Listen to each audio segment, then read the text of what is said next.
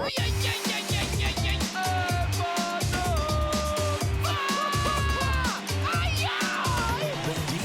Rhett Podcast. How's your mom and them? So our next sponsor is going to be Kentwood, so we could have some water, man. So next time we'll have water for our guests. But jugs everywhere. Jared, man, thanks for stopping by the studio and talking with me this morning. Going on, bro? What's happening, man? You busy, huh? A little bit. A little bit. Tell me a little bit about yourself. Where you from? I mean, you're from Houma, right? Grew up in Born and here. raised, yeah. All right, you went. You're a little younger than me, I think. I'm just assuming. When you graduated? 07. 07. Yeah, I was. I had my first kid by then, and mortgage and everything. But you went to Allendale, no? Okay, yeah. And then you where you went on from there? I went to actually tech school, ITT Tech, which I think turned out to be a sham, but it helped me out. So what does that mean, a sham? Can we delve into that? Yeah. We just jump right into it. So like the DeVries and all that. I think there was something that came out to where they were saying that a lot of their degrees and whatnot, they weren't accredited after a while. Okay. Like they weren't. And a lot of the jobs, what is it? They weren't accepting those degrees. I got you. So if you came and you say, I went to DeVry, and I majored in this, they're like, oh, we don't really count that school. Oh, okay. Yeah. So those degrees were kind of like just fake degrees to them. The ICDC colleges and all the commercials you used to see. Like those online when I was at South Terrebonne, there was multimedia research and production, which was like one of the only classes in the area, and Coach Gravois, Stan Gravois, taught it, and he used to bring people in just from those ITT. Community colleges where you come in and they teach you all the special effects and marketing and all. So that's the one you're talking about? Yeah, so I went to ITT Tech in St. Rose, but I mean, they taught us. We learned real lessons. We went to real classes, but after a while, I think it was some type of Ponzi. I don't want to speak on it too much because I don't know the details, but I know I'm waiting for my student loans to get canceled. They're like, hey, man, if this ain't a real degree, that ain't real money and real loans right there. Hey, that's awesome. What happened was, this was 07. Katrina was in 2005. So I kind of just went at the perfect time. Right. I was in St. Rose going to school, and they were about to start rebuilding the school system and everything after Katrina in New Orleans. And they were looking for teams to go in and put the computers in the schools and network them and do all the whatever. So they were going to all the local tech colleges, getting those students, and so my tech career started. Man. Oh, okay, all right. So at the ITT, that's the route you took, the more of the computer engineering and stuff. Yeah, it's in networking. Yeah. Okay, all right, cool. Yeah. So you started. That's how you got your start, and you. Yeah, I was 18, bro. I was blessed. That's I was working awesome, at Burger King, and I was driving to school every day after work.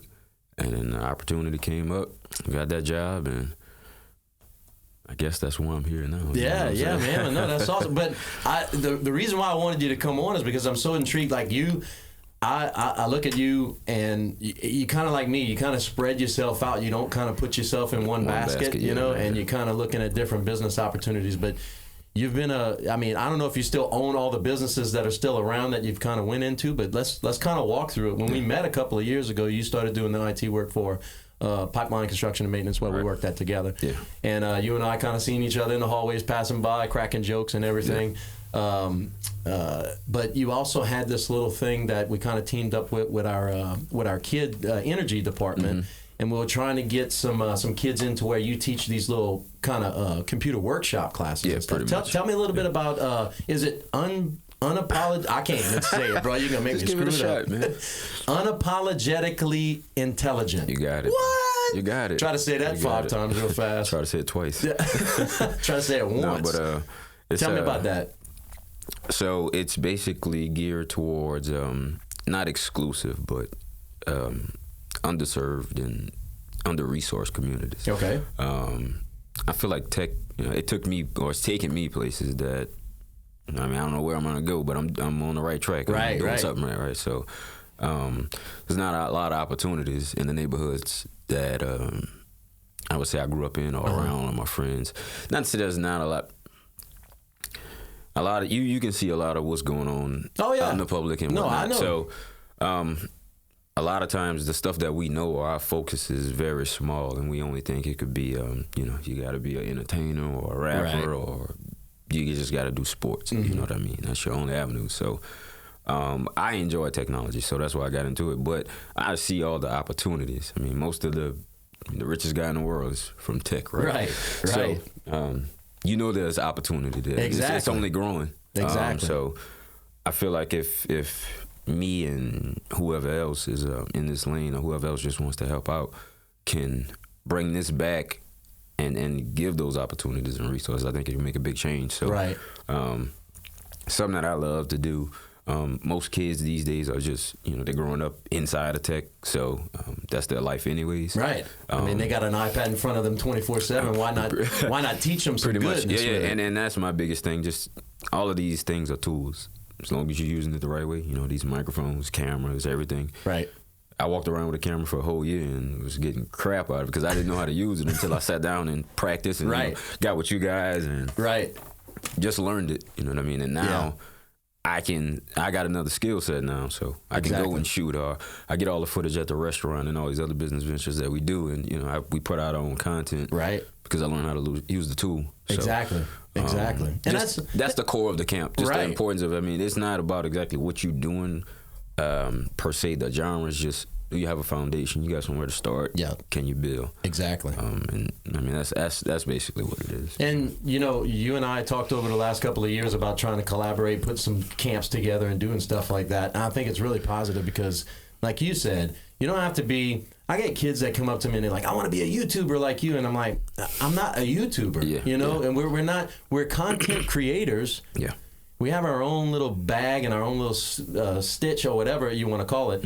And like, I'm a comedian and I'm a video creator and I make videos. We put that out there. I don't consider myself a YouTube is just kind of a vessel for your creation. Exactly. Your content. So when you and I started talking about that, I was like, man, that's great that you're gonna bring the skill set that you enjoy to people, and that's what I do. I enjoy getting in front of these cameras. I enjoy getting in front of these mics. So bring it to the people who want to do it and learn. So it's great that little computer class thing, we need to do that. I mean, we kind of did some conversations before the pandemic and everybody kind of hold on to what they got to do. We definitely have the plan to bring it back as soon as the pandemic is over. We couldn't do anything this year, but we actually partnered with the parish and some of the other local agencies on just getting this project funded and making it bigger and getting it into more communities, because we get a lot of interest in it when we put out the imagery and all the videos and whatnot, and people are like, what is this, where is it at? But so tell me what it is it like a workshop where you teach these kids different courses? I did is this last go around, the first time it was just me spitballing, kind of. Well, that's what I do. You throw something on the wall, if it sticks, if 100%. Not, you fall on your face. So I was just kind of making up lessons in my head, kind of just teaching them the small detail stuff, bringing in 3D printers and different things like that. Yeah, you were into that 3D printing for a while. Yeah, I remember that. So kind of just seeing who's interested in what, right? Just sparking their imagination. And then the second go around is a little bit more structured. We brought in an actual audio engineer, actual videographer, and then I did the tech side myself. And then we just broke it down into 3 parts. And then that made it to where the first thing we did was the actual tech side. We introduced them to virtual reality, and I think we broke down a computer, some other stuff, but just more basic stuff, a little bit more advanced than what we're doing here, but still basic. But then we filmed that process. So in turn, they learned how to use the camera while doing. So some of them will go use the camera, some of them work on the computer, they'd switch. But you're getting all these different skill sets. Right. Then we made them, we set up something to get them to make a song about the whole deal. So we said, all right, what's the topic you want to make a song about? Try to base it around the camp, but they put all kind of ideas in. We threw them all in a hat, and we just picked them all. And we was like, this is life, and that's what we called the song. We didn't get to finish it. We shot like half of the video, which they helped out with. Right. They went to the actual studio, learned the audio equipment, kind of work with the engineer. So 3 different genres of skill set in one camp. You know what I mean? And just teaching them real world use with it. Exactly, because you might, and I went to Lafayette last week, and I did a speech to a group of realtors over there, and I told them the one thing that really got me going in the video genre was my dad. When I was 6 years old, he bought me a VCR camera, and a VCR. Like a VCR with the tapes, and I watched Michael Jackson making of Michael Jackson's Thriller back then, and it kind of changed me. And I was like, man, I want to do something in this realm. So it's cool how you can be okay. Look, we're going to teach you a computer set, but let's film it. You learn a little editing. One little thing, a kid might pick it up and be like, man, this is cool, and it might just it might click spark something. And spark something. You never know.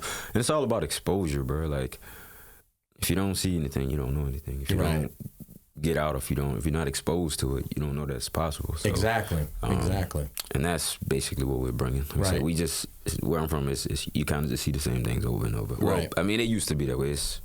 We're way far advanced now, but some of the remnants of that are still in the community. You know what I mean? So it's like, let's bring this exposure to these different, and not even just tech, just different fields that you don't usually see somebody who looks like yourself in. Right. You know what I mean? And that just comes with being exposed to it. Now, after that, you have to take it and apply it. Yeah, you know exactly. And run the ball with you it. You just want to, you basically show these kids that, hey, man, there's some other stuff out there. You don't, because when I was little, man, too, it's like, my parents, like any other parent, hey, play football, play basketball, do whatever.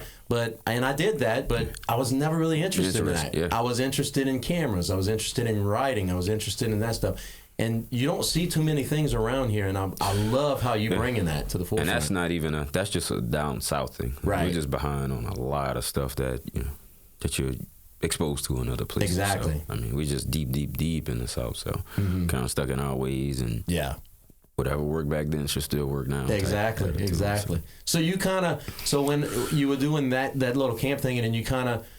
You opened up another business. Was it the cigar bar that you did? My wife opened the hookah lounge. Okay, hookah lounge. All right. So, is that still going on, or no? Pandemic kind of. And then Louisiana has probably got the strictest restrictions on bars and clubs. I don't know if they during pandemic or during pandemic. Oh, okay, all right. I mean, we were one of the only states that was like. Shut it down completely. Because we couillons, bro. Well, they were still going out, but just finding other places to go. Exactly. Party in the front yard. But before the pandemic hit, it was pretty successful for y'all, right? Yeah. We operated for about 2 years. It's not completely dead. It's just it didn't make financial sense at this point. So a lot of the resources, well, pretty much all of the resources went to the restaurant, which we'll probably talk about next. We just had to make some adjustments and get with the times. Gotcha. Well, that does lead me into the next one, which is the restaurant, which is popping right now. I mean, dude, a couple of weeks ago, I know you had told me that you were going into the restaurant business, and I just kind of did this to you because everybody that does go to the restaurant, we had kind of talked about it before we came in. You got to be married to that thing. That is your wife, or your side chick, whatever you want to call it. But you have to be devoted to that thing. I'm waiting on this phone to ring or ding right now, bro.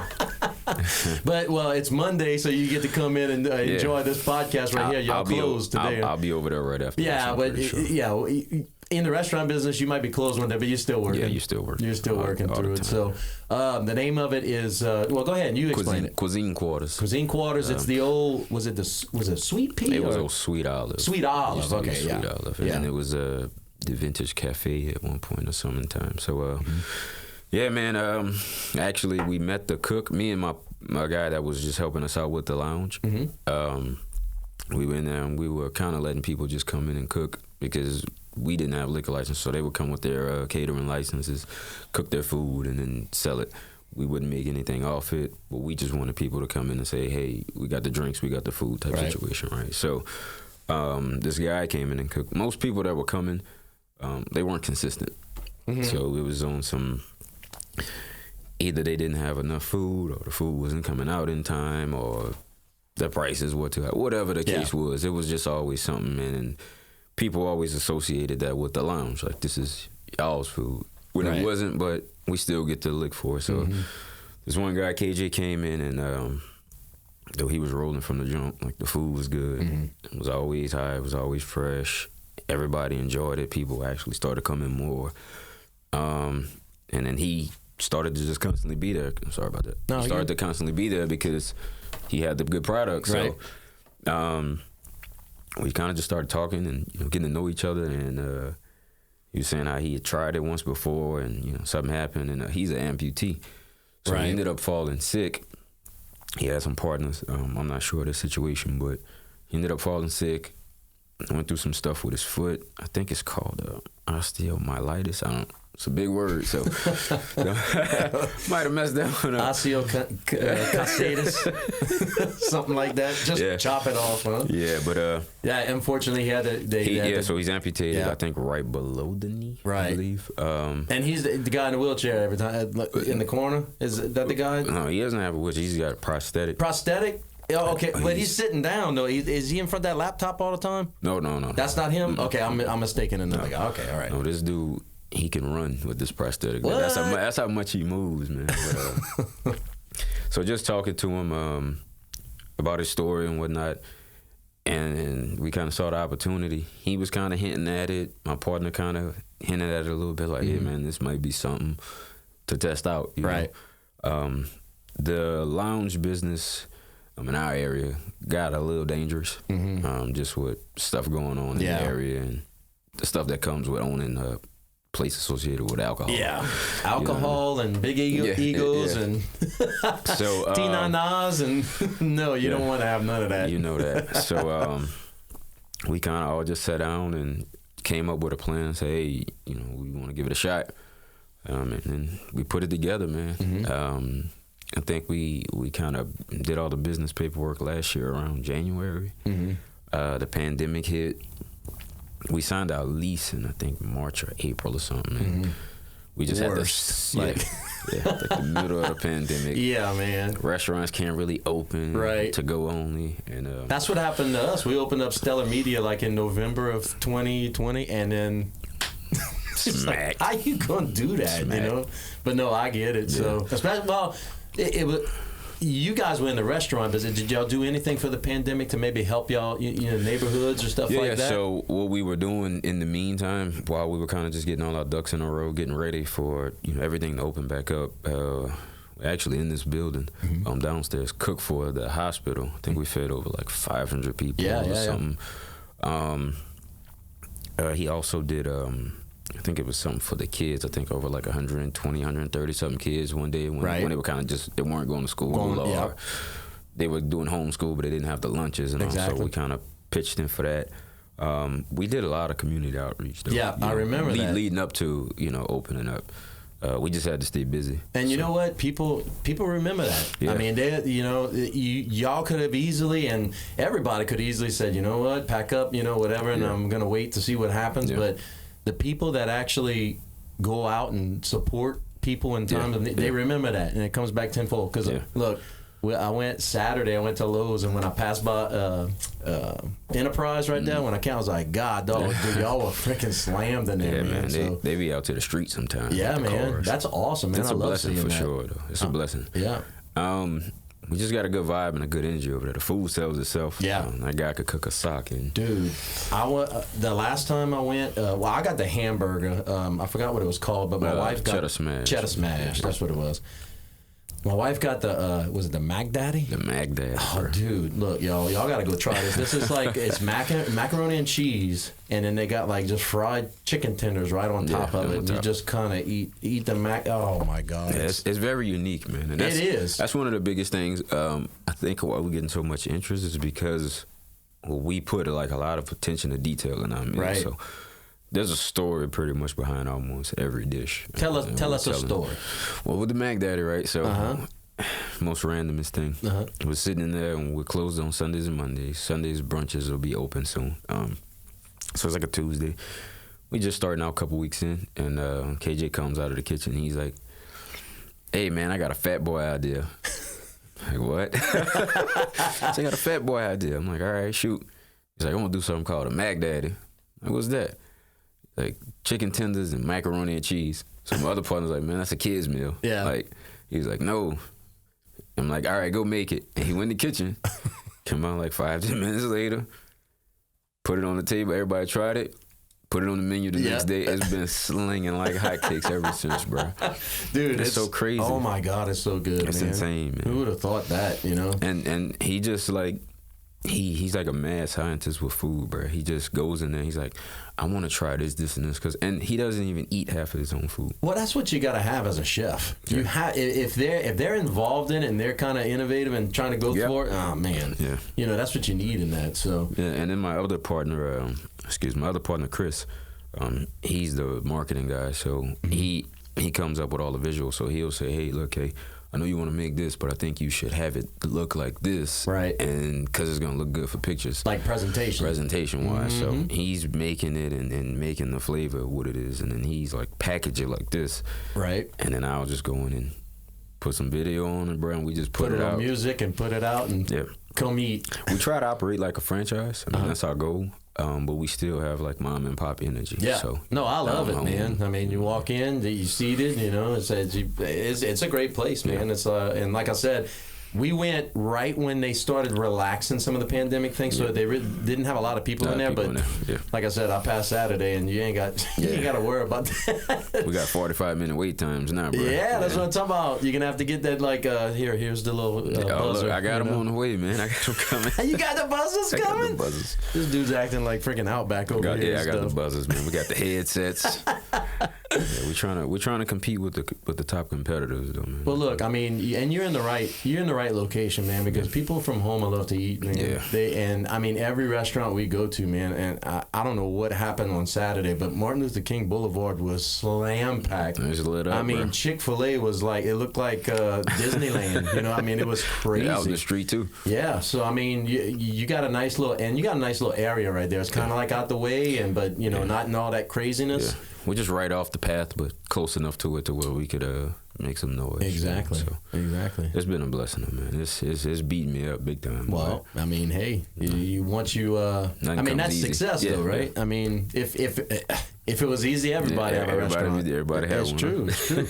But what you got planned for the future? I mean, another business interest, or this is probably gonna be it right here? No, I got tons of business interests. Yeah, you go, man. What you got on the horizon? My portfolio look like a dictionary. That's what I'm saying, man. I mean, I do the video stuff, the music stuff.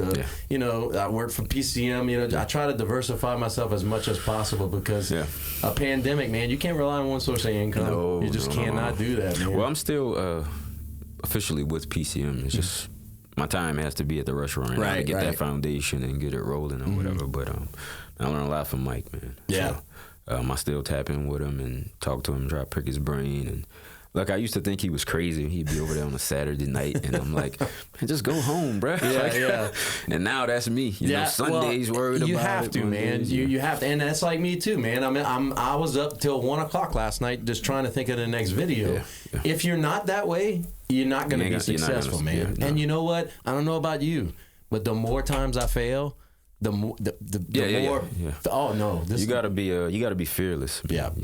You can't really worry about it not working. Right. Most of the time, it ain't gonna work. So. Right. Tell me about your family, man. You got kids, wife? What? 3 of them and a wife, bro. Got a dog too. You got a dog too? I got 3 of them and a dog too. Don't talk about your wife like that. No, I got 1 of them. No, man. She's we've been together 14, 15 years or something. Awesome, so like right out of high school. So high school sweethearts? Yeah. Same with me too, man. Same. Yeah. Look at that, man. This helps you stay out of trouble and stay out of stuff. Yeah, man. You know what I mean, you kind of get to stay woman. Focused a lot more. You know what I mean? Yeah. 3 kids, 2 daughters and a son. Mm-hmm. Gonna have to put my son in karate because he's very blunt. So pretty sure he's gonna get into a lot of fights. He's gonna have to be able to defend himself. Oh man, so he doesn't hold back. No, he's awesome though, bro. Yeah. My daughters are they're a little bit more timid than him, but they're all very artistic and outspoken. I kind of just let them do their thing with boundaries, but be expressive. For some creative kids.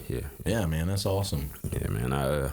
I don't like being put in a box, so I kind of push that on them. Yeah, man. Question everything, think about everything, Yeah. Try to put some real effort into what you're doing. Yeah, I mean, you have to now because, I mean, them kids, They're exposed to so much, though, bro. dude, the world is in their hands, man, and that's a scary thing. It's a scary thing, but I like what you do. You say, look, man, you got the tools in your hand, use them the right way. Use them the right way. You Yeah, know, yeah, I mean, because they got kids out there that are making millions of dollars a month opening toys. Can you believe that? Yeah. I said, Holly, let me get some toys. Get some toys. What's these toys cost?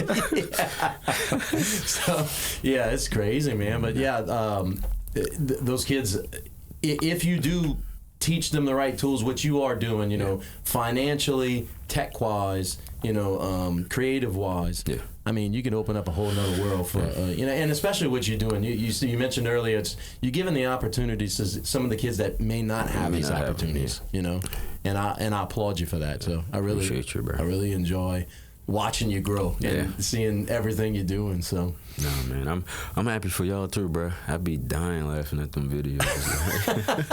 we try to push the envelope. Push you the know? envelope. But nah, dude, it's like I said, it's awesome that you came on here. I really wanted to get you on there to tell your story and everything. That's supposed to come last time, but then I caught COVID. But yeah, COVID, but you good. We I shot you with the little temperature before you walked in. You all good, man. just keep shooting me, bro. Shoot me. Well, appreciate you coming on, man. man. I'm gonna let you get back to the restaurant. Keep the post up, man. Keep us up to date with the latest and greatest that you got going on in the restaurant. And if there's any time you want to come back on to drop a line or whatever, let us know, man. Yeah, we got to do that. You got to come to the restaurant too, and Yeah, we're gonna do get the that, What's Good Louisiana thing. Definitely, we're gonna put y'all on a segment on that thing. for sure. But thanks again. All right, bro. Any tell everybody where they can find you at. Facebook, just Jared Smith. Jared Smith. Jared Smith, that's it. But Instagram, what'sgood.com. WUSGOODDOTCOM. Pretty much my handle for everything except for Facebook. And on Facebook, Quizine Quarters. Quizine Quarters. Yep, go check out the pictures over there, man. QUIZINE. It's very unique. Yeah. What? How y'all came up with that name? My partner. Long story. No, my partner. He told me, but he gets so deep into the weeds to where sometimes I'm just like, you know what? I like it. Let's go with it. Let's go with it. It's pretty cool though. I like dude, it. He'll explain something to you, and you'll be like, yeah, but let me tell you why. I'm like, no, that's okay. I like it. Yeah, I like it. It's gonna catch. Good. I like we it. good. I like it. All right, Bubba. All right, bro. We'll catch you next time, man. Thank y'all so much for tuning in to the DJ Rhett podcast. Wash your little hands, and y'all stay safe, Chef. All right, bro. All right, man. The DJ Rhett Podcast. That's your mom and them.